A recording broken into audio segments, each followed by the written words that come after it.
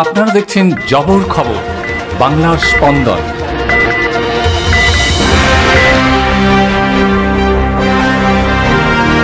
বেআইনি অটো বন্ধের দাবিতে টায়ার জেলে রাস্তায় শুয়ে বিক্ষোভ অটো চালকদের। ঘটনার জেরে সকাল থেকেই অবরুদ্ধ বাসন্তী রাজ্য সড়ক।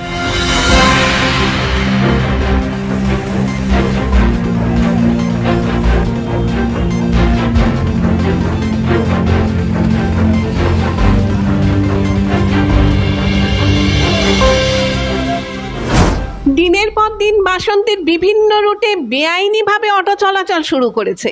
এর ফলে যারা দীর্ঘদিন ধরে এই রুটে অটো চালান তারা ক্ষতির সম্মুখীন হচ্ছেন। অভিযোগ, স্থানীয় শাসক দলের নেতারা মোটা টাকার বিনিময়ে এই নতুন অটোগুলিকে চলাচলের অনুমতি দিচ্ছেন অবৈধভাবে, যে কারণে ক্ষতিগ্রস্ত হচ্ছেন এই রুটের সাধারণ অটো চালকরা। আর তাই এই বেআইনি অটো চলাচলের বিরুদ্ধে সরব হয়েছেন তারা।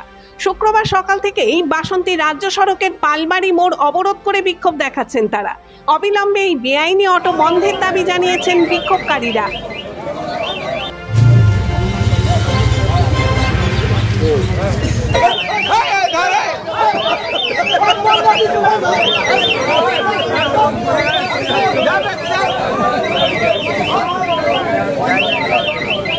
আমাদের আন্দোলন, আমরা বিগত 8-9 বছর ধরে আমরা এই একই আন্দোলনে শিকার হয়েছি যে আমাদের একজন মানুষ এক এক রকমভাবে নেতৃত্ব দিচ্ছে যে তোমরা গাড়ি চালাও, আমরা পরিষেবা ঠিকঠাকভাবে দেবো, লাইন ঠিক ক্লিয়ার করে দেবো।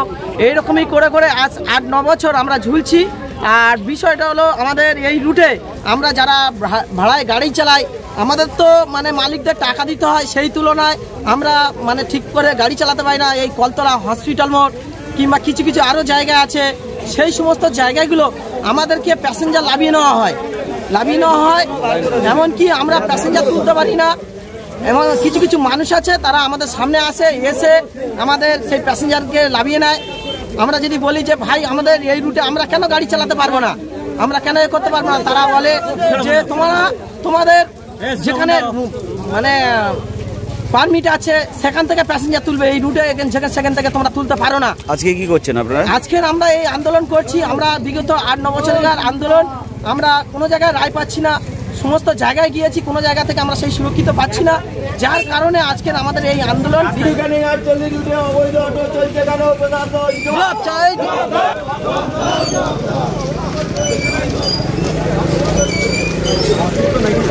আজকের আমাদের এই 48 নম্বর রুটে অটো অবৈধভাবে বেশ অনেক অটো চলাচল করছে। যে অটোগুলো বন্ধের দাবিতে এর আগেও 2016 সাল থেকে এই সমস্ত দপ্তরকে জানানো হয়েছিল, কিন্তু কোনো লাভ হয়নি। রিসেন্ট 2025 সালে আমরা সমস্ত দপ্তরকে আবার জানিয়েছি। আপনার প্রশাসনিক নিচের লেভেল আইসি, বিডিও থেকে শুরু করে এসডিও, এসডিপিও আর এআরটিও সমস্ত দপ্তরকে আমরা চিঠি করেছিলাম। তার ভিত্তিতে বসা হয়েছিল। বসা হওয়ার পর এসডিওর বসে যে সিদ্ধান্ত হয়েছিল, সেই সিদ্ধান্তটাকে এখনও পর্যন্ত প্রশাসন কার্যকরী করছে না। প্রশাসনকে বললে প্রশাসন বিভিন্নভাবে সেটাকে এড়িয়ে যাচ্ছে। একটা দালাল চক্র এর মধ্যে কাজ করছে।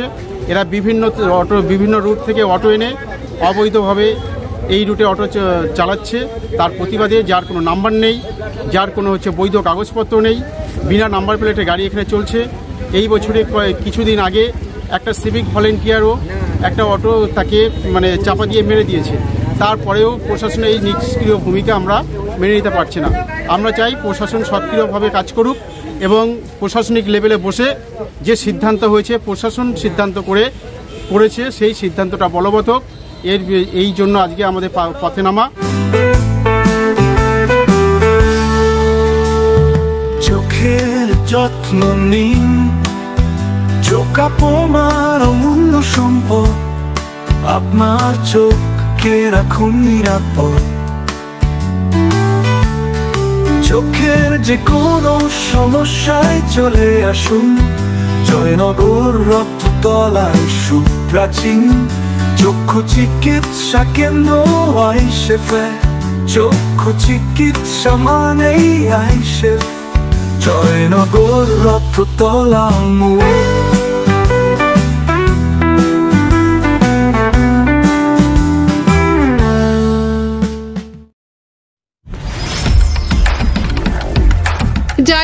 প্রথম সরকার অনুমোদিত 100 শয্যা বিশিষ্ট নার্সিংহোম স্পন্দন মেটার্নিটি এন্ড নার্সিংহোম। এখানে 24 ঘন্টা আইসিসিউ, এনআইসিউ, ডায়ালিসিস ও সকল প্রকার মাইক্রোসার্জারি, ইউরোসার্জারি সহ অত্যাধুনিক সিয়ামযুক্ত মডিউলার অপারেশন থিয়েটারে স্পাইন, ব্রেন ও অর্থোপেডিক রিপ্লেসমেন্ট সার্জারির সুব্যবস্থা আছে। এখানে সম্পূর্ণ বিনা ব্যয়ে Swasthyasathi, west Bengal health scheme ও অন্যান্য মেডিক্লেমের চিকিৎসা অপারেশনের সুবিধা পাবেন।